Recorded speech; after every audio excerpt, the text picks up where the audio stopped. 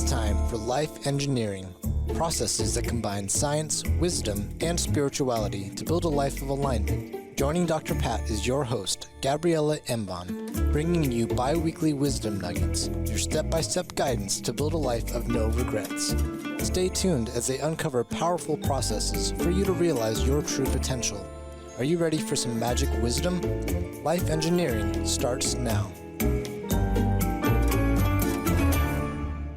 Hey, everybody, welcome. What a show we've got for you. And you're going to hear a lot about Gabriela. You're going to hear a lot about her in this show. You're going to hear a lot about her as we move forward. But there are a few things you should already know. You know, she is the founder, lead life coaching instructor, and theta healing teacher at the Coaching Academy. And you're going to hear about this as we go through each show. But what we're really excited about is fulfilling her passion and her dream of helping others, help others build a career, help others move forward in life. And, you know, to train the next generation of coaches, which is so needed, especially in the world of holistic practicing and life transitions. Today's show is the latest of her genius ways to do that. And it is all about life engineering. She's going to be taking us on a journey today about what that is, what are the processes, and how do you combine science, wisdom, and spirituality? I love this. Wait for it. Wait for it. To create a life of no regrets. Gabriela, oh my goodness, right? This is so exciting. And it is that next leg for you of the vision, right? Absolutely. First of all, I wanna say how excited and happy I am to spend the next half an hour with you. And I want to thank all the beautiful comments when I promoted the event because they were very, very encouraging. So I am beyond excited, and I will introduce myself and say, hello, Dr. Pat. My name is Gabriela, and I am an engineer. I love it. My name is Dr. Pat, and I worked with engineers for 25 years. So that's why we get along so well, right? Actually, we're going to have fun. But let's start with the concept of life engineering, because this is something might be new to people because it is something that you've now given birth to. And, you know, as that person who is the engineer, who is the builder, right? You know, let's introduce life engineering to people as it came to you. Tell them what that is and what this journey's been like for you, right? Because people just think we show up and we have these ideas, but it is a process, right? Absolutely. It's a life process. And I love the word process. So first of all, I want to start by quoting an engineer, an American engineer, Henry Petrovsky. He says, science is about knowing, engineering is about doing. And the reason I love this quote so much is because that's what I consider myself. I consider myself a builder, right? I think I always been because of my life story, the fact that I was uprooted from 2 different countries out of choice, not forced to be uprooted, right? I uprooted myself from a 5-year relationship by canceling a wedding a month before. I uprooted myself from my engineering career to start my new career, not new anymore, as a life coach. So when I look at my life and I look at the theme, which is always to course correct, to build new, build my family of 3 beautiful children, I believe that we all have an engineer inside us. And I believe that if we apply these principles, the engineering principles into our lives, right, we're able to create much more. And if I may, I just will explain what I mean by that, because that for me is very profound. See, what is life engineering?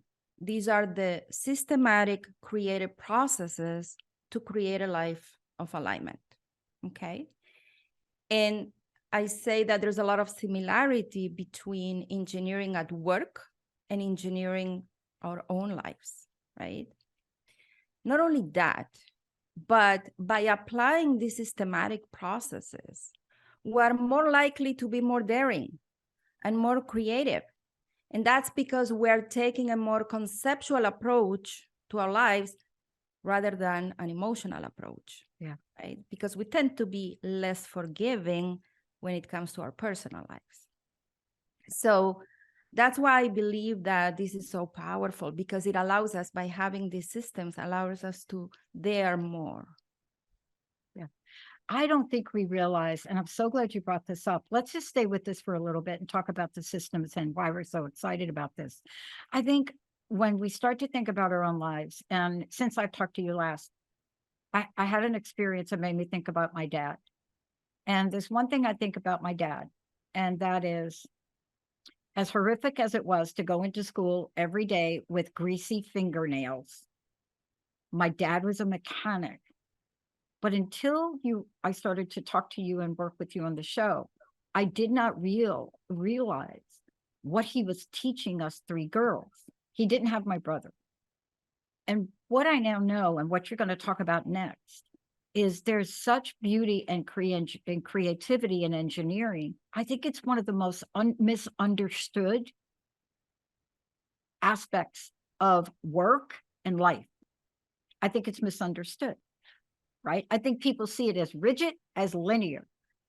But you could not tell my dad that as he laid out a new engine for a car and a piece didn't fit, and he got the saw and the welding machine out and he crafted that to precision. Isn't that what we're talking about life engineering as well? Absolutely. Absolutely. First of all, when systems allow for creativity, because when we have a system and we have a systematic approach, that will calm our minds, right? Decrease confusion. And by doing so, we open our creative mind, our intuitive abilities as well. I strongly believe that there is a Da Vinci inside everyone. Okay, I believe that we all have what it takes to engineer our lives.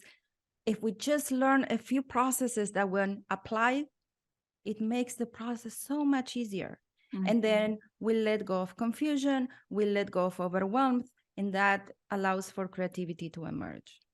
And isn't that what you created, though? Because we're going to be talking about the steps. You know, what are the steps to engineering your life? And, you know, when people think about Da Vinci, sometimes we forget how many steps Da Vinci actually had. I mean, all you need to do is some of his original sketches or blueprints. Isn't that the same here? You're going to be sharing with people as an engineer the steps, the processes. How do we get from where we are to where we want to go? Yes, absolutely. So, you know, these steps, they combine, because you were talking that engineers are creative, right? An engineer is somebody that combines from different fields to create something. And that's what we do in our lives, right? So the steps that we use to create our lives are quite simple, actually. And I think most people have heard this. We have a vision of what we want. We design a preliminary plan. We pilot it, and then we move into production and course correction. I think that the step that gets the most underestimated, for the lack of a better word, is piloting. And that's, I always tell people, they are to pilot. So I would love to talk more about piloting. What do you think? Let's talk about it. We have to talk about it because, you know, part of what we do for people, we do website development, we do app development. And, you know, the hardest part for people is when you say your site is done, but we're going to put it through testing. We have a day of testing. We have a day of optimization. It is like, can't you just skip that? And the hair on the back of my neck wants to stand up because I work for an engineering company who developed the telephone and the cell phone. There are things we learn from the pilot, right? What happens when we don't do that, Gabrielle? What happens? Well, when we do that, we normally get stuck in the design process trying to make it perfect, right? Yeah. And then we don't dare. And the problem with not daring, okay, is that most of the answers are not in the thinking, they're in the doing. Mm-hmm. Our brain is designed for action. So when we're trying to make the design perfect and trying to have all the answers figured it out, we normally don't start. The people that are well known for being accomplished are the people that just dare to start and pilot. I love the word. The word pilot has so much meaning for me, because for me it means let's just try and be self-forgiving, right? I'm not committing. It doesn't have to be perfect. Let's just try it. So it allows us to be very kind with ourselves and self-forgiving and not try for perfection. But then once we pilot, so I'll give you an example of that actually. When I transitioned from coaching, from having this one-on-one coaching and group coaching to teaching life coaching, when the academy was founded, talking about the vision as the first step, I had a vision that I was going to teach coaching by listening to a podcast. This is a little bit of coming back full circle. I listened to a podcast. I was in a treadmill. I listened to that podcast and my hands started shaking when I saw that this is the next step, because people were asking for it, but I wasn't there. And then I felt it. So I had the vision, right? And then I said, okay, let's see what we're going to do. But the design was a preliminary design. And then I said, in a year from now, I want to have the first pilot. So I took a year to, we needed to find a place to have the academy to be teaching. We were teaching in person, but I said the first group and even the second group, it's a pilot. So there was no need to be perfect. I said, we'll improve it as we go. We just need to have the minimum amount of viable product to launch, and we're going to learn from that. And we also priced it accordingly, because we knew and we told people this is a pilot. We're learning together. We're testing together. Yeah. That is exactly what we did in 2009 to launch the network. I mean, I didn't think about it till you just gave that example, but there wasn't anybody doing what we were planning to do. The good news is I didn't know that, because that might have scared me away. But I had the right people, Oliver from Germany, and we knew we were coming out of the gate, and we weren't quite 100%. You're right. We explained it to the first 20 hosts we had, right? What a difference that made, right? To get their feedback. Because then what do you do after the pilot and people give you the information, right? That's where the juiciness is. Absolutely. And you improve as you go. All the knowledge of what needs to be done to make it better is along the path in the doing. I have on my Facebook banner, I have, you don't need to figure it out to start. You need to start to figure it out. Mm-hmm. And all that figuring it out is in the doing, right? The phase of the vision is the inspiration that comes to us ideally from our higher self, because we are inspired to create something to make a difference. Then we design a preliminary part and then launch on a pilot phase. The moment you tell yourself there's a pilot, you go into, it's okay, it doesn't have to be perfect. And then you will learn from that so much, and you will learn what works, you will learn what doesn't work, what people like, right? And how to make it better and improve it from there. It's like Thomas Edison said, I have not failed, but found 1,000 ways not to make a light bulb. Everybody knows that quote, and yet we don't live by it.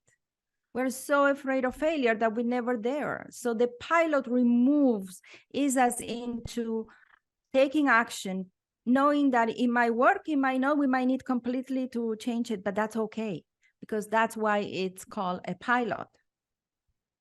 Yeah. Let's just hold that. I mean, I love that we're calling it a pilot. I love that we're talking about this. And I don't think that people realize today how often they go through this process and they don't even know it. Sometimes, so what you're doing for everyone today is you're literally demystifying this, because one, you're talking about life engineering and you're offering people a way to go through this process and be successful. Right? That's what you're talking about when you say vision, design, pilot, production, course correction. You're talking about a way to use our life experiences, our desires, our expectations, to put them in a way that we could systematically walk through any given event, any given change we want, and go through the process you're describing with the outcome of complete success. Yes. And if I may, I will say not necessarily complete success. Sometimes it doesn't. But that's my projection. But then there's a life of no regrets. And a life of no regrets is not necessarily a successful life. It's not success in everything we have aimed to accomplish, but it's the daring, right? It's knowing that we did our part, and our part is to dare, because as we're daring, we're walking the path, we're evolving, we are learning ourselves, we're learning more of what we want, what we don't want. We are uncovering and revealing ourselves. We can uncover and reveal ourselves by being stagnant and thinking. We uncover and reveal ourselves by doing, by experiencing. This is what life is all about. It's about experiencing it and letting life educate us. And that's, for me, a happy life, because it's a life of faith, right? It's a life of faith. It's a life in which I believe that I can change my life. In which I believe that if it doesn't work, I can change my vision or course correct the path to get to the same vision. So for me, can you talk about course correction for a minute too? Course correction. Can you say a few words about course correction? Yeah, I forgot to mention that before. And I just got a question from someone that says, the text message is, oh my gosh, did you actually use the word course correction? Yes, she did. Yes, I did. I love that word because I've done that so many times in my life, right? So I don't mean course correction always changing the vision, although that can happen too. Normally when we're inspired to create a vision, then that's pretty much what we want. But sometimes we're choosing what we want, not from a place of inspiration, but from a place of correction, from a place of avoiding. What we say, we're trying to solve a problem. Ideally, our vision, we want it to come from inspiration and not from solving a problem, okay? But so then we might need to course correct, the vision. But assuming we were inspired to create, and that's what is guiding us throughout the journey, course correction means that along the way to get to that journey, you might need to change. So I had to course correct my relationship. I canceled a wedding a month before, and now I've been married for 25 years. And I course corrected my career. Actually, I deeply believe, and the coaches at the coaching academy know this about me.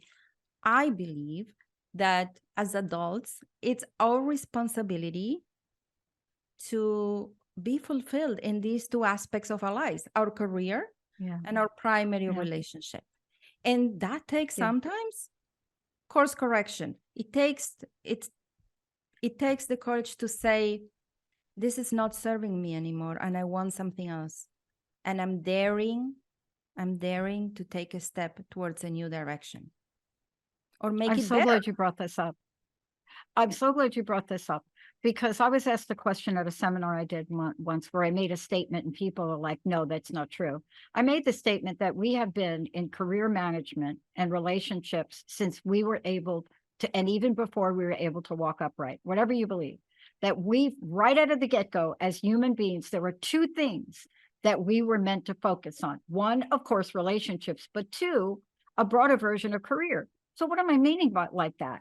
I'm meaning you're doing a body of work and there's something you are getting in return. Sometimes it's passionate, but so often we don't see that. We look at other people and say, they have a career and I don't. And we feel left out. And that's what you're talking about as a life with no regrets. We don't want to have regrets, do we? No, we don't. They're heavy. Oh my gosh. We don't want to carry them, and especially not carry them towards the end. They're very heavy and they keep us stuck in the past. So they truly block us from moving forward in life. What you mentioned is so true. We really shouldn't compromise. We can compromise on many things. And the reason that I believe we should not compromise on our careers and primary relationship is because we have the ability to course correct. I always say, you have children, you can return them. You do the best with what you received. But career and relationship, we have the freedom today more than ever, right? If we look at freedom in present times, today more than ever, we have the freedom to fulfill ourselves. And for me, a life of alignment is a life that mirrors our spiritual gifts. I believe that our career has to mirror our spiritual gifts, our genius zone, our unique abilities, and that is the clue to what we are meant to be doing. We might not know that. I didn't know that when I became an engineer. I didn't, although I don't regret it. It prepared me for, the next phase, the course correction. Not only taught me how to course correct, also prepared me with the skills I needed to work as a coach, because that's what a coach also does, right? It creatively uses different tools and modalities to help people move forward in life. But it's for me, it's very crucial for an adult to be happy, to have a career that mirrors their gifts, their passions, their unique abilities, and that has meaning for them. Yeah. I think you and I both know what it's like to be in a career, at least I do, to be in a career where it doesn't do that. And to have the opportunity or the awakening that says, wait a minute, I can really tap into what's in my heart and follow the pathway. I know I wouldn't be here today if I did not follow a spiritual pathway to get here. I don't care how many schools I went to, or none of that really matters. It's what I call my spiritual breadcrumbs. It's as if there are little spiritual breadcrumb nuggets that are laid down on a path and they're right in front of you. And you have a choice to follow them or not. But isn't that also part of what we're talking about here to help us live a life without regrets?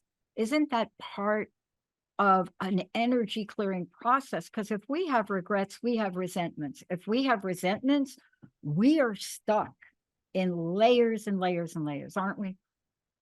Oh my God, yes. When we teach at the Academy, the Theta Healing Technique and the life coaching program, we talk about the 3 R's from the Theta Healing Technique, the regrets, resentment, and rejection. And these 3 R's are very heavy. They keep us stuck in the past, not allowing us also to elevate ourselves to understand what else do we want to do with our lives, right? How do we fulfill ourselves, not just become successful? Because many people are successful. I know that in my midlife, I was successful, but unfulfilled. And I said, you can be both, right? But part of the journey to fulfill yourself is absolutely clearing those regrets, rejections, and resentments, simply because when we carry this, it keeps us also in a survival mode. And the idea is not just to survive. We want to thrive, but we cannot thrive if we have these blocks keeping us in a survival mode that they're very, weighing us down. So we can either be all the time guided by our survival self trying to solve problems, or we can be guided by our higher self and thrive. And normally when we are solving problems, when we are very much in the survival self, our brain is designed to survive, not to thrive. Our brain has will solve problems by creating another problem. Yeah. And the best way to solve a problem without creating another problem is to actually use our higher connection, do our work, clear what was weighing us down, and connect to what we're here to do, fulfill ourselves. Yeah. Look, I love this introduction that we're having today. I want people to also know there's more to come on this. This is let's just call it the opening statement about life engineering, right? Absolutely. I can't wait to get more specific. But this is really for you also. You're walking your own talk. You're creating something that actually mirrors what you're actually experiencing yourself as you look at I'm not saying a new vision, but maybe a parallel vision, maybe something that's been in your heart and you're walking together. with it side by side. You know, there is that hero's journey that everybody talks about, but we're very, very difficult for a lot of people to put our finger on it. I've known many heroes in my life that you wouldn't think are heroes. Many people that have helped me along the way. But for you, tell me about your excitement about bringing this message now to the world. Well, as you said it, and we spoke about it previously, I had to dare doing this because I've been sharing all my messages within, as I call it, the walls of the coaching academy, which is where we train the next generation of coaches and Theta Healing practitioners. And it was time, I felt this is my time, after I work on my own blogs, to share these messages and outside the walls of the coaching academy. But is it the time where I finish with final words? Because I do want to say something. Yes. Okay, great. So I want to, and this is coming from my heart, the reason that I believe that we want to aim and do our best to live a life of no regrets is because we're not just focusing on the future. Oh, when I'm older, I'll have regrets. It's even about today. You see, our brain is designed for action. So if we are not busy creating a life of no regret, if we are not busy going after our dreams, we get busy solving problems. So it's not just about the future, actually, it's impacting our present life. It's like I tell couples, if you are not busy working towards common goals, you'll be busy working to solve problems. And it's the same for us. So I rather solve growth challenges than solve deficiency challenges or problems. Yeah. We get to choose. We have free will, and we have all we need to choose to create an amazing life for ourselves. I am so thrilled. You're going to give us a sneak peek on what you're planning for the next episode? Well, the next episode, we're going to go deeper, and we're going to start with the first step, which is the vision, of course. We'll try to be systematic.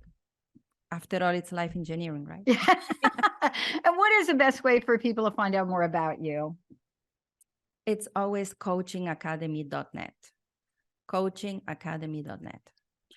One last thing.